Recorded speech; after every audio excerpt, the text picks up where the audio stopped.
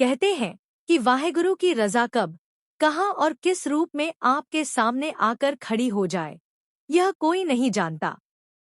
कई बार किसी बेजुबान जीव को दिया गया एक रोटी का टुकड़ा भी इंसान की किस्मत बदल देता है।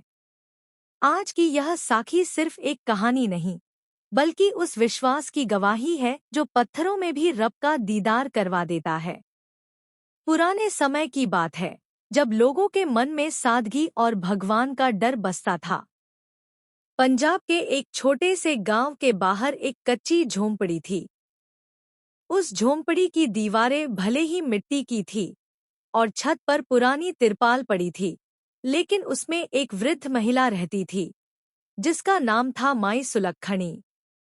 माई के पास दुनियावी दौलत के नाम पर कुछ भी नहीं था, न कोई बड़ी जायदाद, न धन दौलत और न ही कोई ऐसा रिश्तेदार जो उसका सहारा बन सके। लेकिन उसका दिल बहुत बड़ा था। उसके पास भले ज्यादा कुछ नहीं था, पर उसके मन में असीम श्रद्धा और विश्वास था।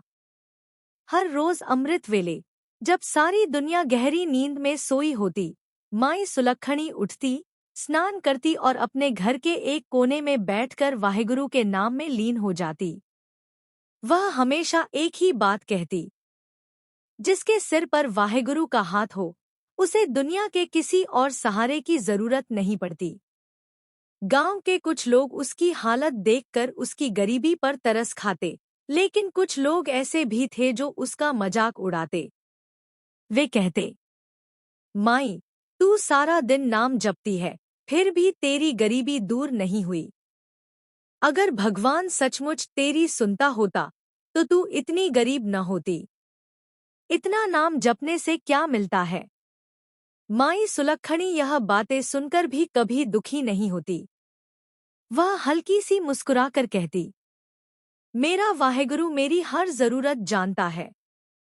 जो वह दे रहा है, वही मेरे लिए सबसे अच्छा है। मेरे लिए उसका नाम ही सबसे बड़ी अमीरी है। एक दिन की बात है। सुबह का समय था। माई सुलक्खणी ने अपनी छोटी सी अंगीठी में आग जलाई और 2 सूखी रोटियां बनाईं। घर में राशन की बहुत कमी थी। वे रोटियां भी बहुत मुश्किल से बनती थी, क्योंकि उसके पास आटा भी बहुत थोड़ा थोड़ा ही होता था। माई ने सोचा कि आज आटा बहुत कम है, इसलिए एक रोटी वह अभी खा लेगी और दूसरी शाम के लिए बचाकर रखेगी। लेकिन वाहेगुरु की लीलाएं निराली होती हैं। जैसे ही माई ने पहला निवाला तोड़ने के लिए हाथ बढ़ाया, उसके दरवाजे के बाहर से हल्की सी आवाज आई। माई ने दरवाजा खोलकर देखा तो एक छोटी सी बिल्ली उसके दरवाजे के पास बैठी थी। वह बिल्ली इतनी कमजोर थी कि उसकी हड्डियां साफ दिखाई दे रही थी। उसकी आंखों में भूख साफ झलक रही थी। ऐसा लगता था मानो वह कई दिनों से भूखी हो। वह माई की ओर ऐसे देख रही थी जैसे कह रही हो, माई, मैं बहुत भूखी हूँ, मुझे भी कुछ खाने को दे दो। माई सुलक्खणी के मन में एक पल के लिए विचार आया कि उसके पास तो पहले ही बहुत थोड़ा आटा है। अगर वह यह रोटी भी दे देगी, तो खुद क्या खाएगी? लेकिन अगले ही पल उसके मन में दूसरा विचार आया। सुलक्खणीए, यह बिल्ली तेरे दर पर यूं ही नहीं आई। अगर परमात्मा ने किसी भूखे जीव को तेरे द्वार पर भेजा है, तो समझ ले कि वह तेरी श्रद्धा और दया की परीक्षा ले रहा है। उसने बिना देर किए अपनी रोटी का आधा टुकड़ा तोड़ा, उसे छोटे छोटे हिस्सों में बांटा और बड़े प्यार से बिल्ली के आगे रख दिया। जैसे ही बिल्ली ने रोटी देखी, वह तुरंत खाने लगी। रोटी खाते ही उसकी आंखों में एक अजीब सी चमक आ गई। खाने के बाद वह माई के पैरों से लिपटने लगी, जैसे अपनी भाषा में उसका धन्यवाद कर रही हो। माई सुलक्खणी ने बड़े प्यार से बिल्ली के सिर पर हाथ फेरा और बोली, तू भी उस अकाल पुरुष की बनाई हुई रचना है। जिसने मुझे रोटी दी है, वही तेरा भी पालनहार है। अगर तू मेरे द्वार पर आई है, तो तेरा पेट भरना भी मेरा फर्ज है। उस दिन माई सुलक्षणी खुद आधी भूखी रही, लेकिन उसके मन में यह संतोष था कि कोई बेजुबान जीव उसके दरवाजे से भूखा नहीं गया। उस दिन के बाद हर सुबह वह बिल्ली माई के दरवाजे पर आने लगी। माई सुलक्षणी चाहे खुद आधी रोटी खाती, लेकिन बिल्ली के लिए जरूर कुछ न कुछ रखती। दिन बीतते गए। अब यह माई सुलक्षणी का नित्यनेम बन गया था। वह खुद चाहे आधी रोटी खाती, लेकिन उस बिल्ली के लिए हिस्सा जरूर निकालती। गांव के कुछ लोग यह देखकर हंसते थे। वे बातें बनाते और कहते, देखो इसे, खुद का पेट नहीं भरता और बिल्ली को पाल रही है। लेकिन माई सुलक्षणी को किसी की परवाह नहीं थी। उसके मन में सिर्फ सेवा और दया की भावना थी। एक शाम अचानक प्रकृति ने अपना रंग बदल लिया। आसमान में काले घने बादल छा गए। ऐसा लग रहा था मानो दिन में ही रात उतर आई हो।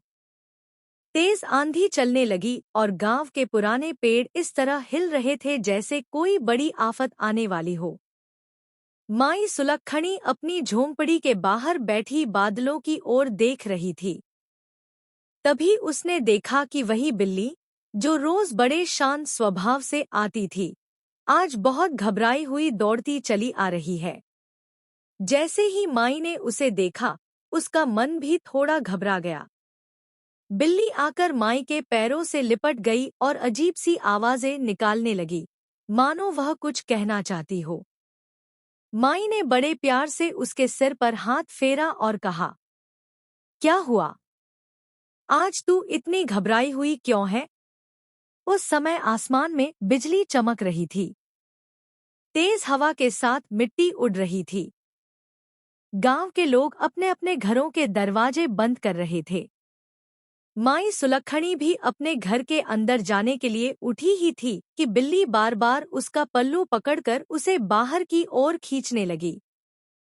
पहले तो माई ने सोचा कि शायद वह मौसम से डर रही है, लेकिन जब बिल्ली लगातार वही हरकत करती रही, तो माई ने सोचा कि शायद यह मुझे कहीं ले जाना चाहती है। उसी पल उसके मन में एक अजीब सा एहसास जागा कि आज कुछ खास होने वाला है। माई सुलक्षणी अपनी लाठी पकड़कर उठी और उस तूफानी मौसम में बिल्ली के पीछे पीछे चल पड़ी। आंधी इतनी तेज थी कि आंखें खोलना मुश्किल हो रहा था। हवा और भी भयंकर होती जा रही थी। पेड़ों की डालियां जोर जोर से हिल रही थी। बिल्ली माई को गांव के दूसरे छोर पर एक उजाड़ जगह में ले गई, जहां एक बहुत पुराना और गहरा कुआं था। वह कुआं कई सालों से सूखा पड़ा था और उसके चारों ओर झाड़ियां उगाई थी। लोग उसके पास भी नहीं जाते थे। जैसे ही माई ने कुएं की ओर देखा, उसके मन में डर पैदा हो गया। उसने सोचा, यह बिल्ली मुझे यहाँ क्यों लाई है? तभी बिल्ली कुएं के पास जाकर बैठ गई और जोर जोर से आवाजें निकालने लगी। माई ने ध्यान से सुना तो उसे अंदर से किसी बच्चे के धीमे रोने की आवाज सुनाई दी। माई का दिल कांप उठा। वह कुएं के पास गई और नीचे झांक कर देखा।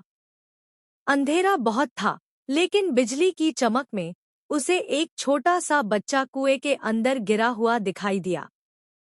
शायद खेलते खेलते वह कुएं के पास आ गया था और उसमें गिर पड़ा था।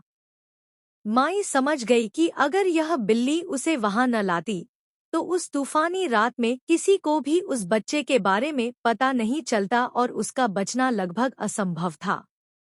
माई अपनी पूरी ताकत लगाकर गांव की ओर दौड़ी और जोर जोर से चिल्लाने लगी, बचाओ, बचाओ, कोई दौड़ो, कुएं में बच्चा गिर गया है।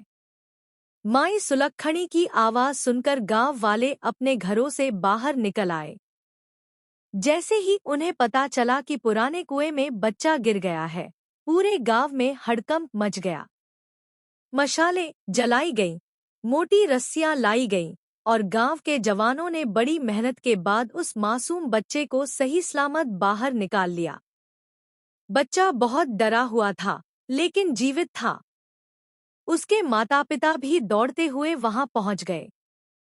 अपने बच्चे को सुरक्षित देखकर वे रो पड़े। उन्होंने माई के चरणों में झुककर कहा, माई, आज आपने हमारे बच्चे की जान बचा ली। अगर आप समय पर न आती तो हमारा क्या होता। लेकिन माई ने बड़ी विनम्रता से उस बिल्ली की ओर इशारा करते हुए कहा, यह सब वाहेगुरु की लीला है। अगर यह नन्ही जान मुझे यहाँ खींच कर न लाती तो मुझे कुछ पता ही नहीं चलता। जब गांव वालों को पता चला कि माई सुलक्षणी को वहां तक लाने वाली वही बिल्ली थी तो सब हैरान रह गए। जो लोग पहले माई का मजाक उड़ाते थे वे आज चुप खड़े थे। जिस बिल्ली को वे अपशकुन समझते थे वही आज गांव के चिराग को बचाने का माध्यम बनी थी। उनके मन में पछतावा पैदा हो गया। उस दिन के बाद गांव के लोगों की सोच बदलने लगी। वे अब माई सुलक्षणी को सम्मान की नजर से देखने लगे। उन्हें समझ आने लगा कि किसी भूखे जीव को रोटी खिलाना कभी व्यर्थ नहीं जाता। कुछ दिनों बाद की बात है। एक सुबह माई सुलक्षणी अपने घर के बाहर बैठी नाम जप रही थी। वही बिल्ली हमेशा की तरह शांत होकर उसके पास आकर बैठ गई। माई ने आज भी उसके लिए रोटी का एक छोटा सा टुकड़ा रख दिया। जैसे ही बिल्ली रोटी खाने लगी उसी समय गांव की गली से एक अजनबी आदमी पैदल चलता हुआ आया। उसके कपड़े बहुत साधारण थे लेकिन उसके चेहरे पर ऐसा नूर था कि देखने वाले की नजरें ठहर जाती थी। वह सीधे माई सुलक्षणी की झोंपड़ी के सामने आकर रुक गया।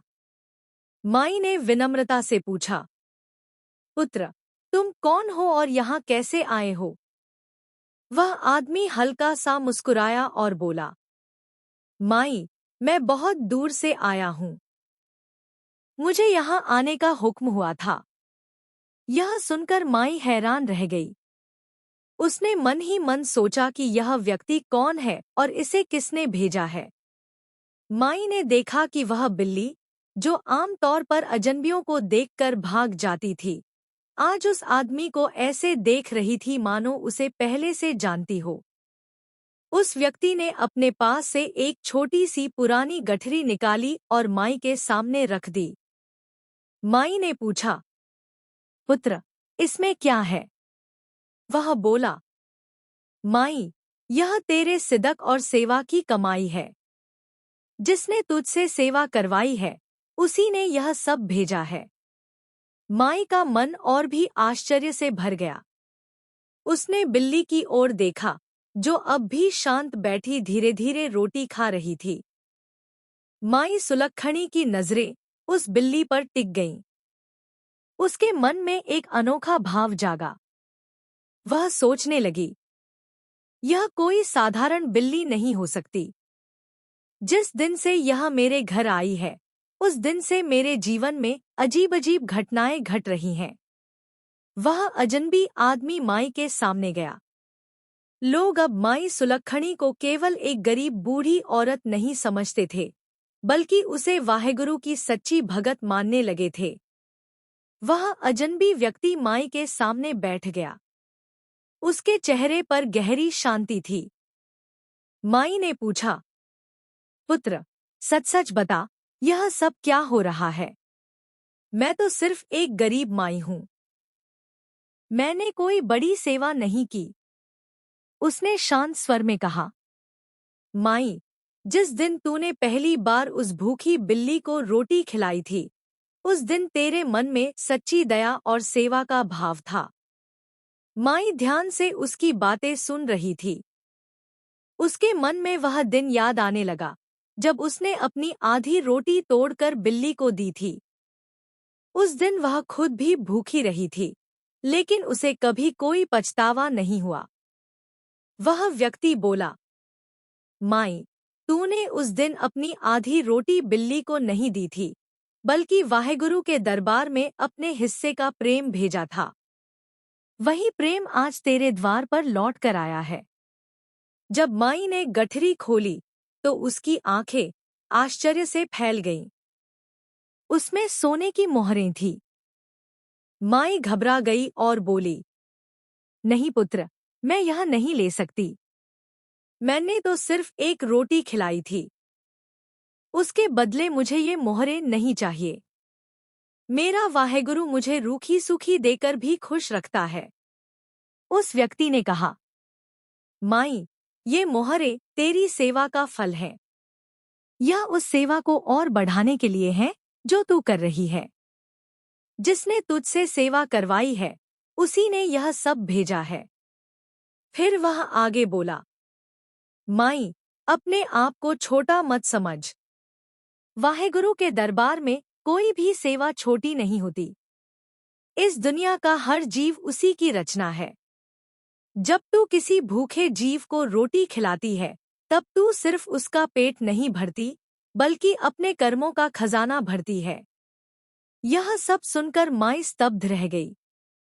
एक छोटे से जीव की सेवा ने अकाल पुरुष के दरबार में उसकी हाजिरी कबूल करवा दी थी। माई की आंखों से वैराग्य के आंसू बहने लगे। वह सोच रही थी, मैंने तो सिर्फ एक रोटी दी थी, लेकिन मेरे दाता ने उसके बदले रहमतों के भंडार खोल दिए। उसने दोनों हाथ जोड़ लिए और बोली, अगर यह सब वाहेगुरु की मर्जी है, तो मैं उसकी रजा को सिर माथे लगाती हूँ। कुछ देर चुप रहने के बाद वह अजनबी व्यक्ति फिर बोला, माई, अभी यह सब यहीं खत्म नहीं हुआ। जो कुछ तूने किया है, उसका असर सिर्फ तेरे जीवन तक सीमित नहीं रहेगा।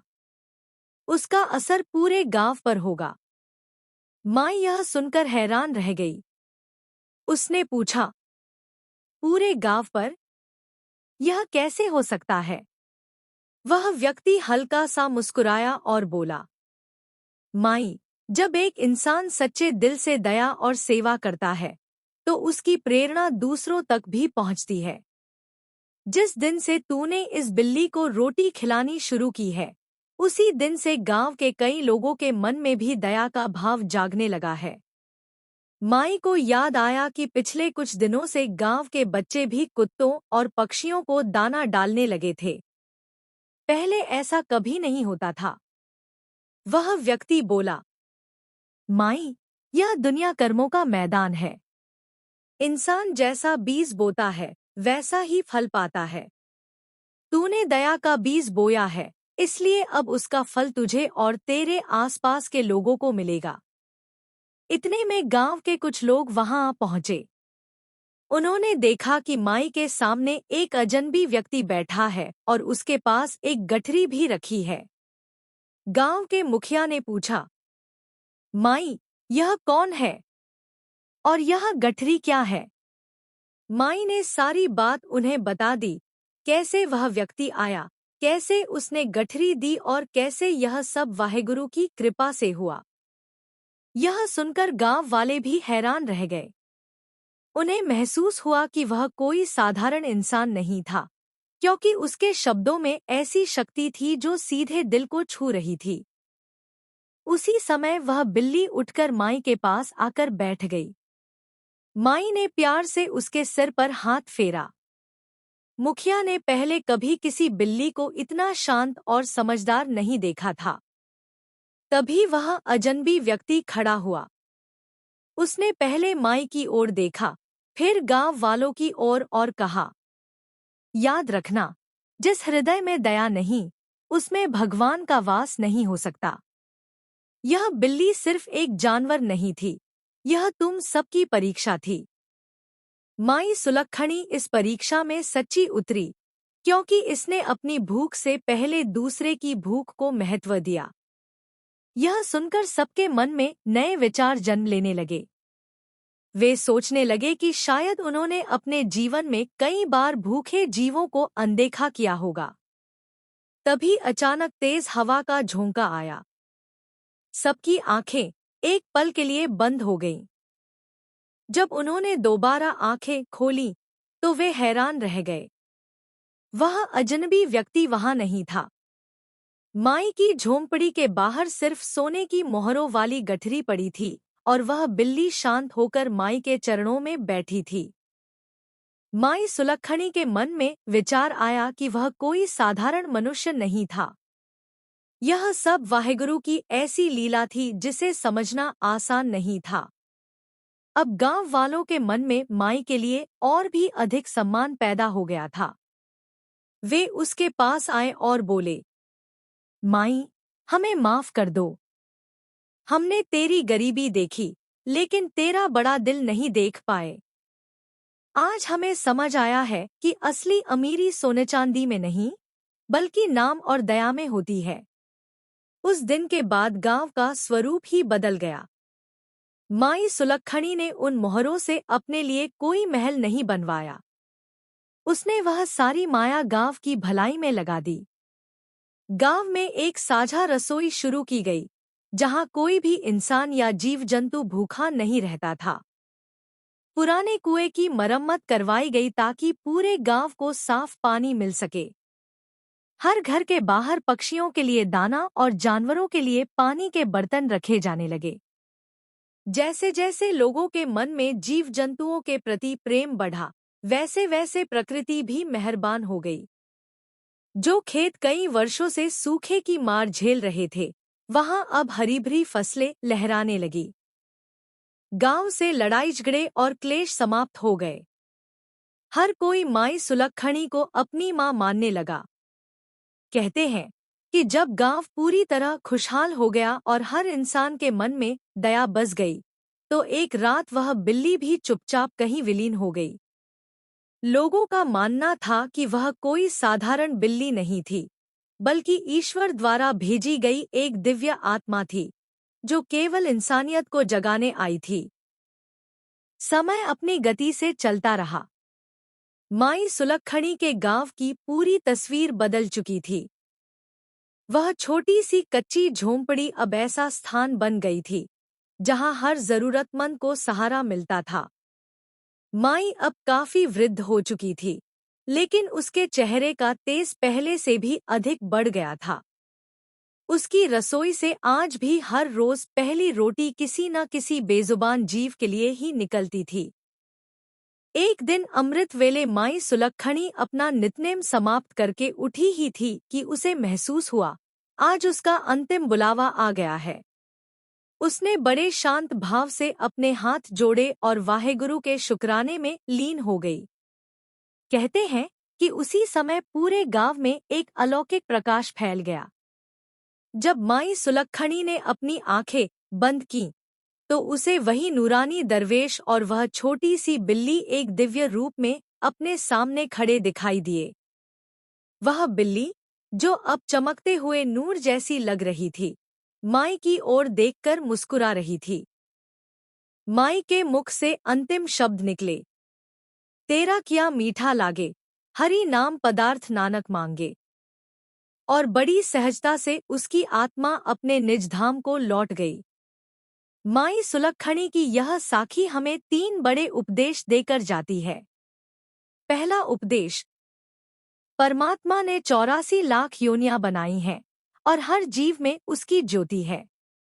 जब हम किसी जानवर पर दया करते हैं, तो वास्तव में हम अपने मालिक की ही सेवा कर रहे होते हैं। दूसरा उपदेश, सेवा में ही मेवा है। माई ने बिना किसी लालच के रोटी खिलाई थी। उसे नहीं पता था कि वही बिल्ली किसी बच्चे की जान बचाएगी और पूरे गांव की सोच बदल देगी। निस्वार्थ सेवा ही अकाल पुरुष के दरबार में स्वीकार होती है। तीसरा उपदेश, भरोसा और शुक्राना।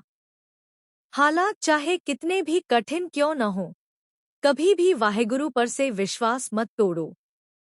जो इंसान शुक्र करना सीख जाता है, उसके भंडार स्वयं परमात्मा भर देता है। इसलिए कोशिश करें कि जब भी आपके दरवाजे पर कोई भूखा जीव आए, चाहे वह कुत्ता हो, बिल्ली हो या कोई पक्षी, उसे खाली हाथ वापस न भेजें। क्या पता किस रूप में आपकी भी परीक्षा हो रही हो और किस जीव की दुआ आपकी किस्मत बदल दे। यदि आपको माई सुलक्षणी की यह साखी पसंद आई हो, तो इसे अपने दोस्तों और रिश्तेदारों के साथ जरूर साझा करें। वाहेगुरु जी की कृपा आप पर बनी रहे। भूल चूक की माफी। वाहेगुरु जी का खालसा, वाहेगुरु जी की फतेह।